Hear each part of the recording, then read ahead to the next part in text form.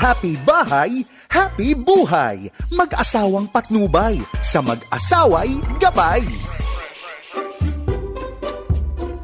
Alam mo ba, kanina, tumitingin ako sa Facebook, nakita ko kinasal na pala, di ba? Yung classmate natin sa Bible School, nakakatuwa naman. And it makes me think, honey, yung mga ikakasal pa lang o yung mga engaged couples, wala siguro sa kanila bang na nag-anticipate na balang araw, susubukin ang kanilang pagsasama ng mga pagsubok sa buhay. Bakit? Dahil di ba bong innate naman po sa ating lahat, we all want to have a happy, peaceful, and long-lasting marriage. That's right, Claire. In fact, isa yan sa pinaghahandaan ng mga seriously dating couple. Yes. Inaantay talaga nila yung araw ng kanilang pag-iisang dibdib, hindi ba? Talagang pinaghahandaan yan. At hindi nila finofocus ang mata nila sa mga problemang parating. However, honey, there will come a time when your marriage will go through a difficulty. Yung alam mo na someday, magkakaroon ng konting hidwaan o konting mga tampuhan.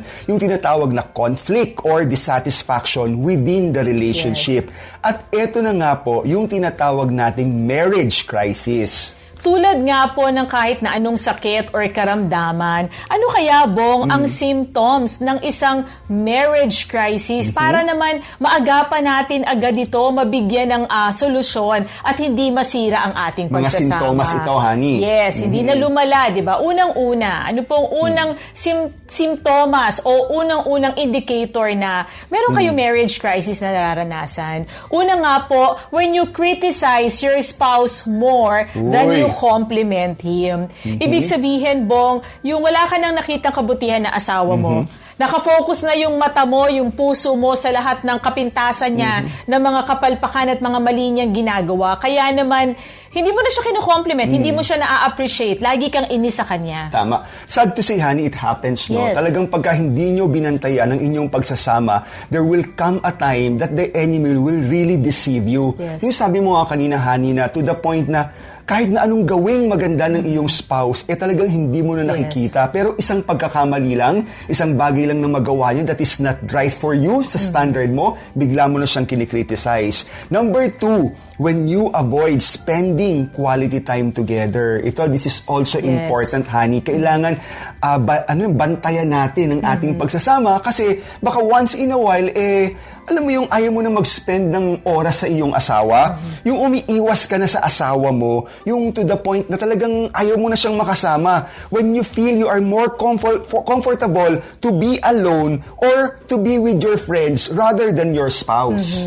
Siyempre, minsan naman po kaagapay, may mga panahon na gusto mo mag-isa, di ba? Lalo na kapag may pinagdadaanan ka o gusto mong focus sa iyong trabaho. Pero yung sinasabi natin dito, Bong, yung talagang intentional na siya. Umiiwas na siya na makasama yung asawa dahil hindi na siya nag-enjoy sa company ng asawa. Tsaka yung pakiramdam mo na ayaw mo na talaga. Mas nanaisin pa niya na makasama ang kaibigan rather than be with the spouse. Ibig sabihin po niyan, medyo mag-ingat na dahil isa pong indicator yan na may nararanasan ng crisis sa buhay o sa pagsasama ninyo.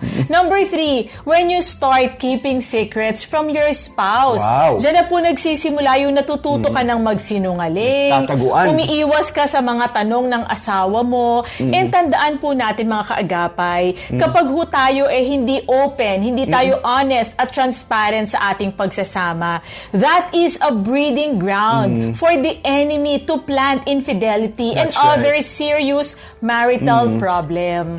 Number 4, ito ang pinakahuli sa lahat. When you start to disconnect yourself from your spouse and from your marriage. Ito nga yung sinasabi natin, honey, na umiiwas ka na, di ba? Ayaw mo na ng whatever connection with your spouse. So, may emotional disconnection. Yes, yung tipo na talagang wala ka ng pakialam sa inyong pagsasama at even sa mga goals ninyong dalawa. Yung ang gusto mo na lang basta mag-provide sa pamilya mo at sa iyong mga anak. Isang malaki pong indicator yan ng marriage crisis. Kaya naman po, mga kaagapay, we really have to be intentional in our marriage.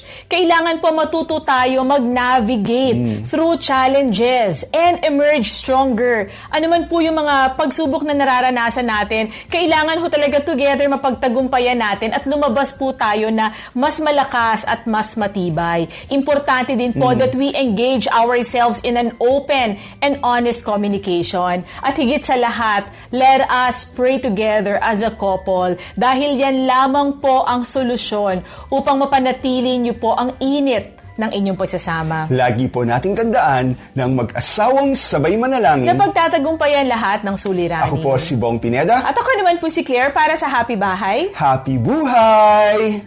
Happy bahay, happy buhay. Mag-asawang patnubay, sa mag-asaway gabay.